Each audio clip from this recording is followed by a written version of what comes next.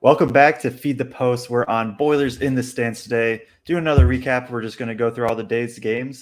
First day of the round of 32. Couple upsets, a couple close calls for Big Ten teams specifically. Just not quite having enough talent down at the end. But a fun day of hoops, and we get to do it again tomorrow. 12 more hours of hoops tomorrow. So we're just going to jump straight into it. We're going to start with in the East region. The only game that happened was the Duke-Tennessee game. Tennessee wins 65-52. And this was a game Tennessee just controlled, really, for the most part. I think Duke had a little bit of a run in the first half, and Tennessee just controlled the physicality, controlled the tempo. But yeah, Blake.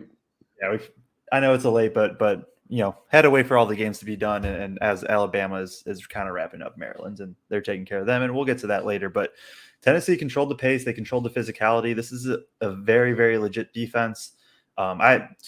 To be transparent, I haven't watched a ton of Tennessee this year. This was one of my first real good looks at them, and at least in a while. And I thought some of the defense was just 3-point variance, but man, they're long, they're physical, they get into you. They do so without fouling. Duke only took 7 free throws, and some of it is their only true center in Lively doesn't take a shot attempts, so that obviously hurts the free throw attempps. But they're much better than what I thought. They're really good defensively. They have, Nakamu, or I don't know, Nakamu. Yeah, Kamwa. He goes for 27 today on 7 of 9 from 2, 3 of 4 from 3. I don't think you expect that every game. And then Vescovi, he impressed me really. He's a 6'3" guard that not the quick. He kind of reminds me of Goran Dragic. He's not the quickest, but he's really good footwork, can get his shot up quick. He goes 4 of 8. And if Tennessee has two guys that can go off on offense combined with imposing their will defensively, that's a recipe, and then they could go far. I really think so. Yeah, and I think I was impressed with them too. I too had not seen a whole lot of them, obviously, watching mostly Big Ten, but yeah, just physical. You can tell how old they are. Even their freshman Julian Phillips plays like he's a lot older. And I thought, as you watch all these games back to back to back, you start to notice some trends, and obviously I noticed every team's going to just get into ball screen late clock, and I mean that's nothing new, but it really stood out today of yeah, we're just going to spread the floor, go slot ball screen, maybe lift the ball screen a little bit, make it, a little bit harder for you to play drop. And I thought Duke did that a lot in the late clock situations, and Tennessee just kind of blew it up. They were really physical. And when you get that, when a team that typically struggles on offense gets the type of performance and just the shot making they did from Kamwa down the stretch, I mean, it was tough shots.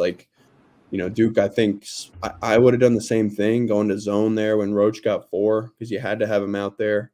Yeah. And so they switched to zone to kind of protect Roach. But then it worked for 2 possessions. Yeah, it worked. And then Kamo just started finding the gaps. I mean, he catches it in the mid post, turns, scores it. I think he hit 2 threes in that stretch. Maybe hit a turnaround J on the baseline as well. It was just what do you do if you're Duke? Yeah. And they just couldn't. I think one of Duke's problems all year was just maybe a lack of 3-point shooting at times.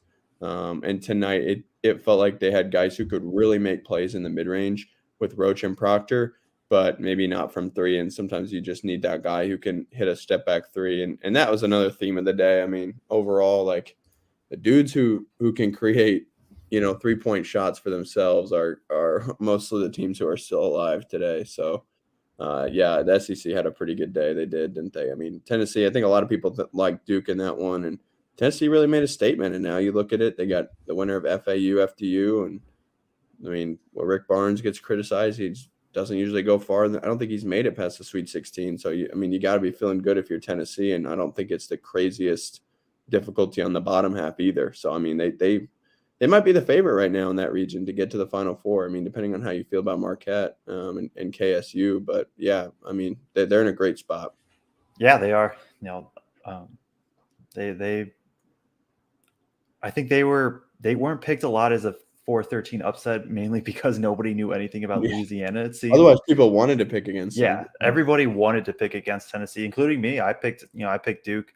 I really didn't believe in them. No Yeah. Ziegler, and I don't think a lot of people had watched a ton of them, honestly. Yeah, and I get it. It's not the most fun brand of basketball. I know probably everybody in here is probably Purdue or Big Ten fan. Like they're Yeah. Rutgers with a score. Rutgers or Northwestern with a little less dynamic guard. Like just not a fun style per se, but they're good at what they do. Like they control the physicality, they control the tempo, and Yeah. they're going to play their game. And if you get into that, then good luck. Yeah, and another team who really exemplified that was San Diego State. I mean, they just bludgeoned Furman Yeah. in a fashion that was pretty impressive. I mean, we probably don't need to spend too much time on that game. First game of the day, everyone's getting excited. Furman's hanging with them, and then just rip off that run at the end of the first half. And boy, was that impressive! Their length and physicality, like. And Stan Van Gundy, who I thought was pretty good all day on the broadcast, said it like Virginia's a good defensive team, but the physicality level changed the tenor of that game. Furman could not deal with that on the perimeter, the size, the switch ability.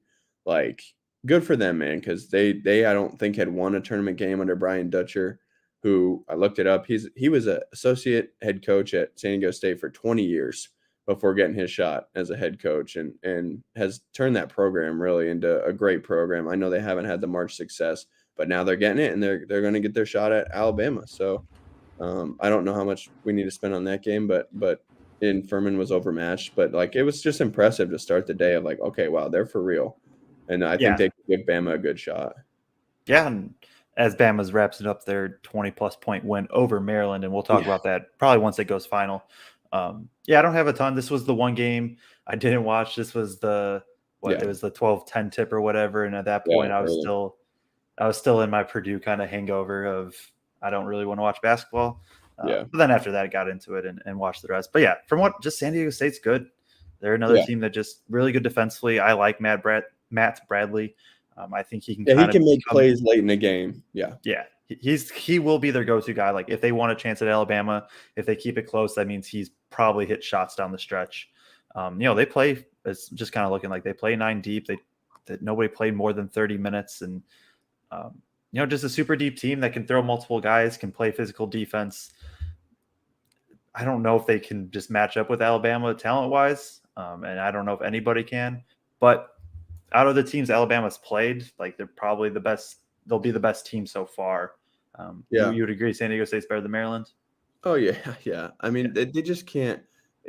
It will be similar. Like you're gonna have to hold them down for the at least like 35 minutes so that you can get it to be a close game down the stretch, and that's so hard. Like Maryland held them down for a while. I mean, and that most of that first half they held them down and bothered them, and then the floodgates just open. Doesn't even have to be Brandon Miller. It can be, but their guards are so good. Quinterly's good. Sears is good. I really like Bediako as a rim runner, like perfect modern 5 to be around all those, shooters. And I think when you can go 4 out, 1 in, and your big's a true pick and roll lob threat rim runner, like now we're cooking with gas, and I think Bediako does a great job of that. I think like Trace Jackson Davis does a really good job of that. Obviously, who we know.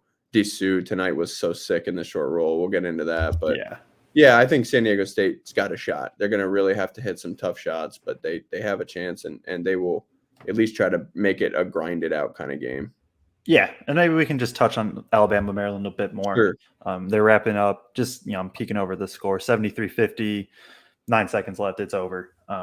It felt over kind of honestly close to half. Maryland did really good the first 15 or so minutes, and it was a true Big Ten game of nobody could score, more turnovers than field goals, and all the jazz that goes along with that. And then Alabama just kind of, like you said, turned on the floodgates, and Maryland just couldn't keep up. Like, they just didn't shoot well. They couldn't really get much going offensively. When they did get stuff going, I felt like they missed 4 or 5 ones at the rim that if they make, maybe it cuts the lead from 9 to 7 or 7 to 5. And now they're in an area where they really can strike, and they just couldn't get those to go. This is still a really good year for Maryland. They were, not projected to be great. Obviously, took care of business at home, 10-0, and the only game they lost at home all year was the UCLA route. And I think there's definitely good foundation. We were kind of talking like Reese might be one of the best Big Ten centers coming back, assuming Edie and Dickinson don't. So, but Alabama's so good. They're just so good, like you said, perfect, just modern system. Take super efficient shots for the most part. Brandon Miller is the encore stuff. I just don't know how teams are supposed to guard him when he's healthy. The sequence he had tonight, where he came in with that weak side block and then just bangs the transition three. Like, I don't know what you do with that. I really don't. I think that's why he, to me, still, even though he really hasn't played well, and they've still gotten 2 20-point wins, like, he just has that upside as a creator. I think you look at the remaining guys in the tournament at this point, and obviously the field will get whittled down tomorrow. But, he's up there, and you have to pick the teams with the guys that can make the plays individually.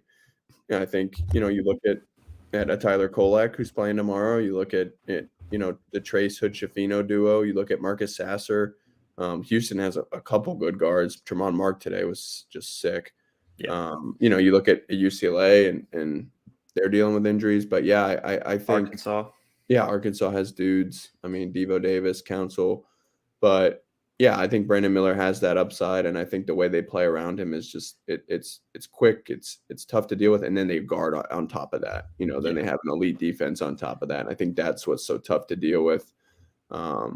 Maryland held on for as long as it can. This is interesting, and maybe we touch on this for like 2 minutes. I mean, I think part of it stems from recruiting.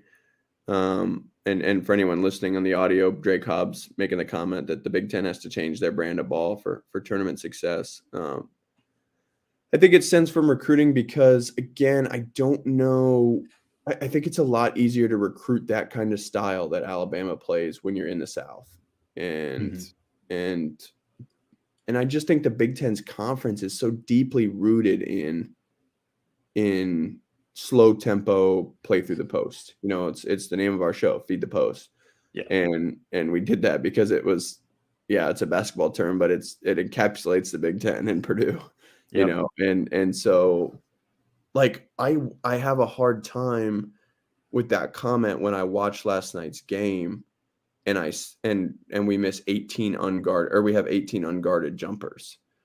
And it is old school basketball for sure to some extent, but like at a certain point, the players got to be players, and the teams who play up tempo lose too. I mean, Iowa lost, Illinois got beat, like Penn State went unorthodox. That Penn State wasn't Big Ten basketball. They just did their own thing because of the players they have, and credit to Shrews for that.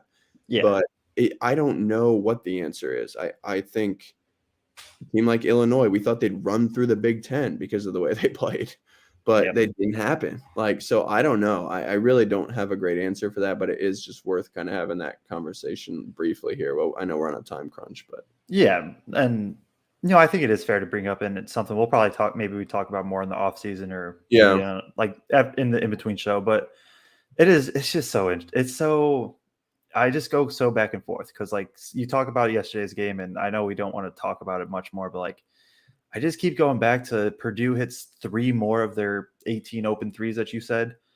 They just hit 3 more and they win, and then you escape, and now you get FAU, and you got a not guaranteed path. We got an awesome path now. Yeah, and I'm not FAU is good, so I'm not saying Purdue would have won for sure, but like, you just hit a couple open threes, and now like there's the conversation is there because it's consistent, but I just think it's close. I really think it's closer than maybe people are saying. I don't know. I don't know. Like, I just keep, and I guess it's not fair with Purdue because I think if you're playing this back to the basket style, like Edie is like the guy you want, right? Like, just super crazy dominant.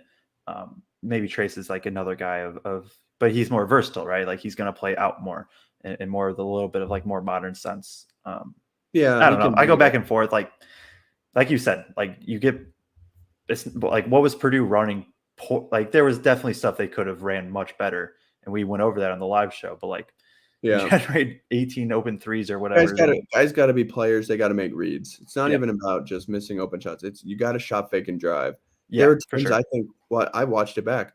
I think there were times they could have thrown Edie the basketball when he was full fronted against their height. Just lob it over. And so I think and Ant Wright actually did a pretty good breakdown of like FDU just said, screw it. We have nothing to lose. We're going to try this for the full 40 minutes. And no other team this year was willing to commit to that because of the respect our shooters had. And they just dared us to shoot. And we obliged. And unfortunately, didn't make any. But yeah, I know. I'm kind of a Creighton fan. I worked camp there this summer and I know somebody on staff there. So yeah, I do like Creighton. Maybe that's my team now moving forward. Hopefully they win tomorrow. But and if they do, they kind of transition. Well, they would play Princeton, the 15th seed, get into the Sweet 16. Princeton. Before we get to Princeton, I just want to say, and maybe this is just me trying to cope with the Purdue loss. With the transfer portal and that, I really think we're a couple years away from like a 15th seed making the Sweet 16 pretty consistently, a 16th seed knocking off a 1, like more years than not, or maybe 50-50. Like, I don't think we're that far away from that, just with how much the talent's going to fall. Purdue's just going to be the trendsetter, like Purdue and Virginia, everybody's going to take after them. Yeah. But Princeton wins 78-63 in a game. Mizzou just, like, Princeton again just controlled the game. Like, they shot better today, 12 of 33. They couldn't hit a shot in the first half, and they were still up like 10 at half, or 7. I guess it got whittled down to 7.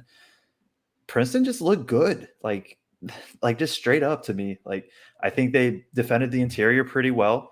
Missouri is a team that will just kind of take some shots that the defense doesn't really have to make them work, and Missouri will just kind of pull up.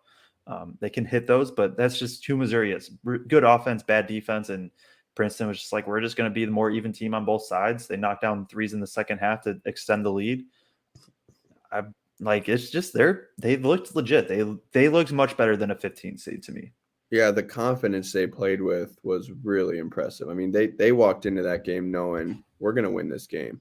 Yeah. And I definitely think like Missouri is not a scary 7, just because of they don't play defense. Like, I mean, the level of defense they played is akin to what Princeton saw or worse than a lot of what Princeton saw in the Ivy, so like, that's got to be attractive as an upset. They hit 12 threes, right? Or 11 threes or something. Missouri's defense would rank 5th out of 8 in the Ivy League. Yeah. So I mean, it's nothing they haven't seen before. And in fact, I think it's worse than maybe even that because they're just undisciplined. They go for steals.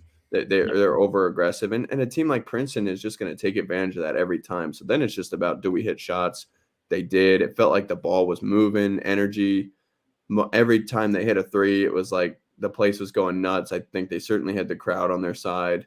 Like, it was just a dominant performance. Like, at no point was it even really in question after they jumped out to the lead. I felt at halftime, I was thinking, wow, Missouri's real fortunate to be down 7. Yeah. Like, that could have been a 15-point lead at half, and then they just extended it. Missouri just had no answer. I think Missouri, like you said, relies on some tough shot making.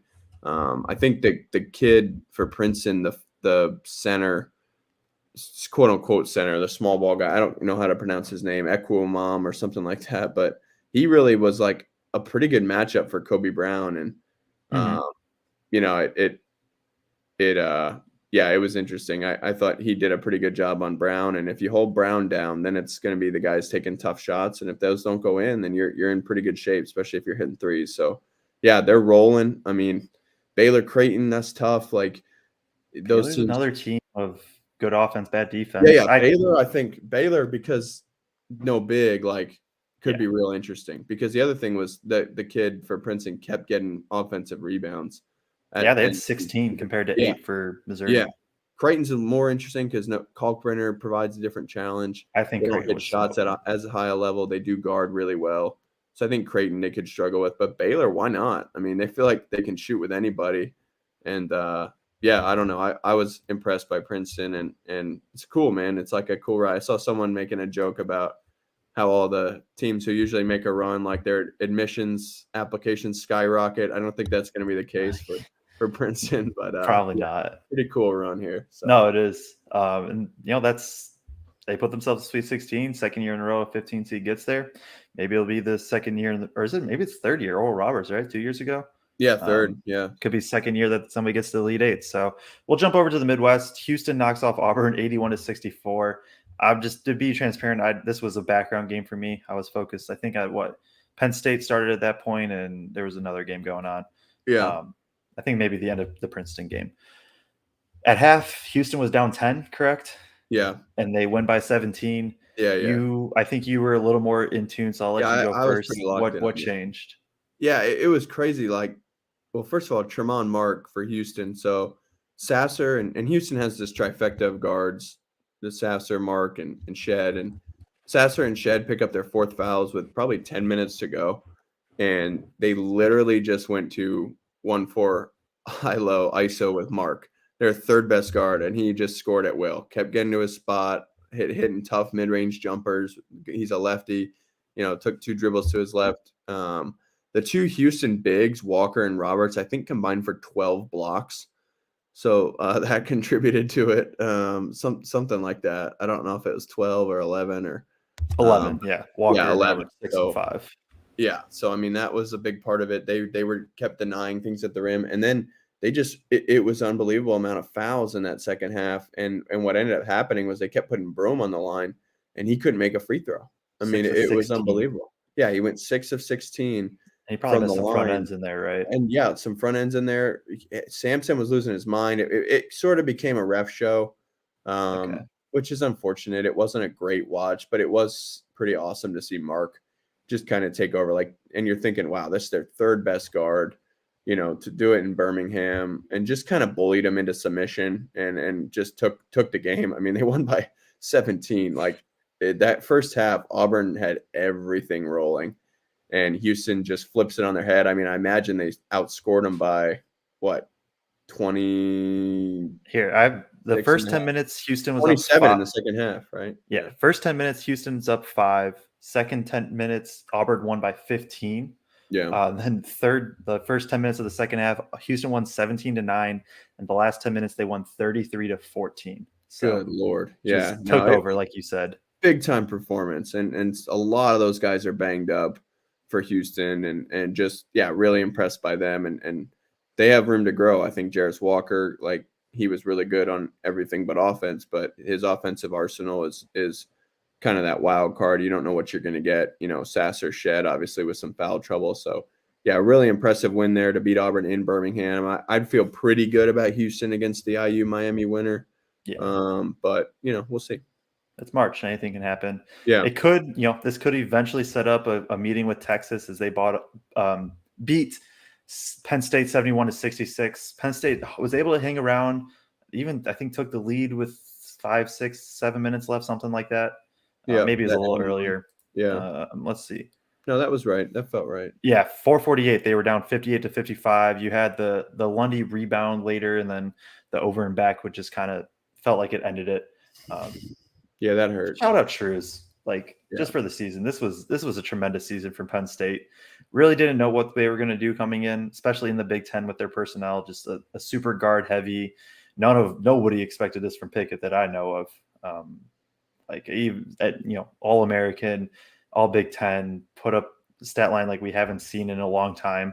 The booty ball, as Underwood called it, but I just want to shout them out. If anybody that's listened to us, that we've loved Penn State all year. I know most Purdue fans do love Penn State, period, this year with supporting Shrews. Funk he had a rough night, 2 of 10, but him and Lundy can just get absolutely on fire. They needed it a little bit. Texas obviously struggled, and then we'll hit on DC, because he was he was phenomenal in the short roll, just absolutely torched Penn State. Yeah, and there was nothing they could do. They had to hard hedge. They had on that side pick and roll, and so obviously Texas counters with the short roll, and boy, his touch around the rim just so impressive. 14 and 19. It's unbelievable. I mean, floaters and at times tough turnarounds. He had a real tough turnaround over Dredd at one point. That was so impressive, and just stud, man. Total stud performance. They needed every bit of it. It was just heartbreaking to watch that I mean, that Penn State at one point, I just can't remember the exact score of the game. I think maybe down 3 or maybe even less than that, where they get the switch and then Funk goes to confuse them, gets a wide open look from the top of the key late in the game there and just rims out. And yeah, unfortunate, man. Like it sucks. I mean, I think both those coaches have done a hell of a job. Rodney Terry at Texas, the interim. I mean, just let's give him the job. You know, he's earned it. I mean, Yeah, I think they're in a very good spot, taking on the winner of Pitt Xavier to at least make the Elite Eight. for And sure. then I think they have more talent than Houston. I don't know if that's going to manifest itself in that game if it ends up happening, but That'd be yeah, a just fun hire matchup. Rodney Terry, man. Like he's a hell of a coach. He's done a great job. I understand he's maybe wasn't great at UTSA or whatever, but and then Shrew's like, you know, he may be signing the papers right now with Notre Dame. I mean, there's a chance of that. Certainly Georgetown, depending on what Ed Cooley does. Those two seem to be the leaders in the clubhouse. But Penn State was trying to put out some smoke this week, leak some stuff with the national guys that they're going to make a big commitment. So we'll see what ends up playing out there. Kind of crazy how this coaching stuff takes shape this time of year. But yeah, he did a hell of a job, and it was cool to see that run. I mean, it really felt like they were gonna take control. Texas looked pretty rattled, but the answer again and again was just a short roll Disu, and he was going to make the play. And he just hit everything. Yeah, he really did. It didn't fail. It was just a big time performance. I mean, just the type of stuff that it's like the stuff that you can't count on going into the game in March. You know, Yep. like he's probably what 4th, 5th on the scouting report. You know, and Yeah. then he just kills you, and you're thinking, man, what more could have done there? You know, so Yeah, you hold Carr, Hunter, and Allen to 25 points. You feel Right. solid, and then it Yeah, just because didn't it's matter. not like they're hard hedging. It's not like you can go under on those guys to take away these. You know, like you got to pick your poison at a certain point. So it's too bad. Yeah. Texas shot 1 of 13 after going 55% or whatever the day 2 days ago. It wasn't just like it was really just was Disu. Like he just got what he wanted in the short roll. Dredd did what he could to body him. He didn't matter at times. They had a couple really good when it got to pure post ups. I think they doubled fairly well. They forced a couple turnovers and stuff, but yeah, just it's another game of Penn State. I think got good looks, just couldn't hit them. And you could say the same for Texas too, for at least some of their threes. I think they take tougher shots in general, but they have shot makers. Texas is legit. Like I think Texas and Penn State are probably better than both Pitt and Xavier at this point. Xavier, sorry, not Xavier. Yeah, I agree. But I think Pitt if Penn State won, I think they would have had a very legit chance to go to the Elite I agree. Eight. I told my dad that, and I think Pitt beat Xavier. I don't know, something about this Pitt team is just random. So I think that could happen tomorrow. I think we could talk UCLA and then finish with Arkansas. But it was a slog of a game for sure. Another one that was just, I mean, of course I was pulling for Northwestern as the Big Ten. Yeah. And it was really a similar game in that they just couldn't get over the hump down the stretch.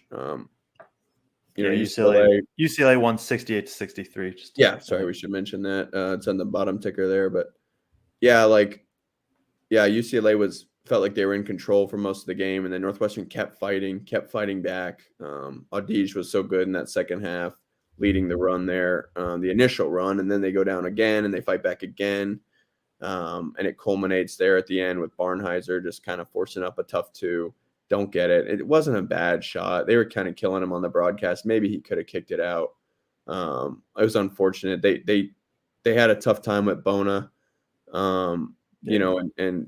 was tough. Like it was pretty annoying to just watch Bowie kind of just call for a high ball screen over and over again when they were really hard hedging it. Maybe even you would say a trap on that ball screen. He got pushed out to half court a couple times. Yeah, that time I remember that time in particular. I was like, man, why do they keep doing this? But they didn't really have much else. Maybe they could have gone to their Chicago. But yeah, it felt like kind of like, is Northwestern going to hit a tough shot to stay alive? And they did it for a lot of the game. That Audige corner 3 really looked good, and it just rolled out. So yeah, tough one, man, and tough win by UCLA. Like that Northwestern team's going to fight.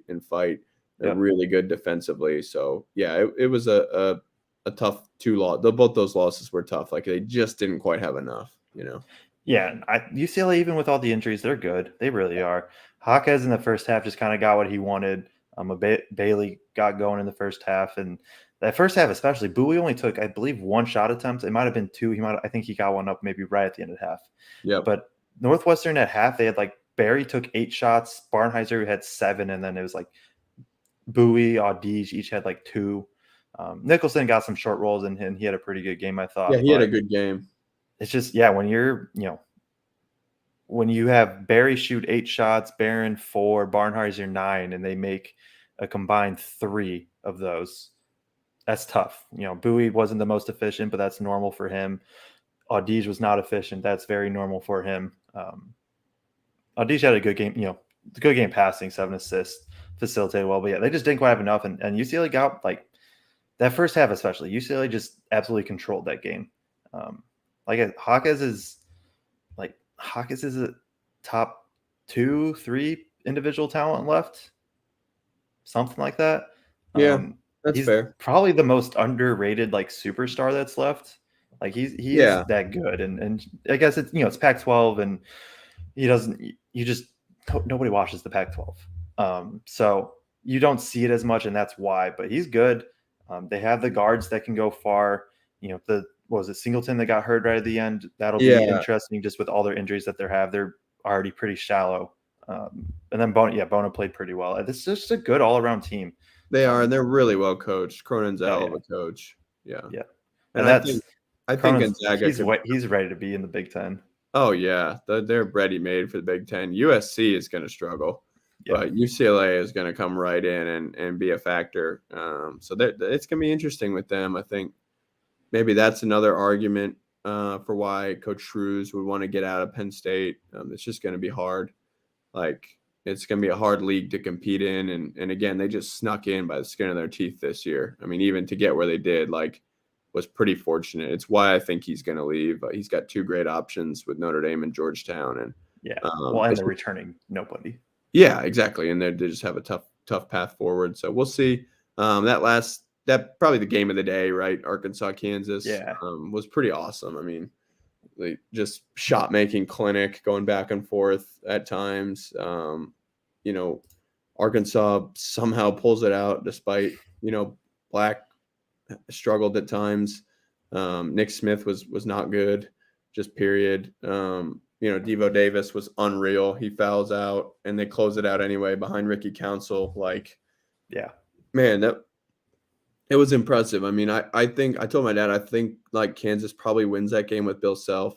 Nothing against their interim, but just feels like he could have, he gives them that edge in a close game. So that's unfortunate for them, but obviously the best to him. But yeah, it was an awesome game, going back and forth. Devo Davis, just sometimes he's one of those guys who feels like, why are you in the first half, it was kind of like, dude, he kept settling for tough shots, step back threes, tough mid-range 2s. He has one of those jumpers where he can just elevate over anyone. So it's easy for him to take his own shot at any time. And I think Musselman's kind of okay with that, the ISO ball a little bit. But yeah, they just wore him down. Devo gets out in transition, gets that steal, and go on a run there. And Kansas, it felt like I mean, they weren't rated as highly by the metrics. It did feel like when you looked at their team, they weren't very deep. They didn't have a ton of shot creators outside of obviously Jalen Wilson and Jordan Walsh coming in again and making a huge impact guarding Wilson. And I don't want to say took him out of the game, but really bothered him. And it was just impressive. Musselman just continues to get it done every year. Yeah. No, and that's just like you said, pretty early in that was Davis and Council. When they got into the lane and really attacked the rim, they got what they wanted. And then every time that they settled, especially in the second half, every time they settled for the jumper, I was just like, why? Even if it went in, it's just why are you doing that? You can get into the lane right now. So Council buried the mid-ranger at the end. Yeah. Yes. Yeah, for sure. There's a team that struggled from 3 of 15. They really didn't have anything. Jordan Walsh, he provided good minutes off the bench, but Davis and Council was really it on offense, and that's all they needed. Arkansas is another team that's just super long, have a lot of athletes everywhere. That defensive lineup that they were able to throw out at the end with what was it? Was it Walsh in for I forget who it was to be honest, but Walsh is. Did I see right? Did you know? I saw that he has like a 7'3" wingspan. Yeah, that's That sounds accurate. right. Yeah. 6'7", 7'3" His wingspan, and you hands, can just man, his tell. hands are so good. He slaps that ball out clean every time.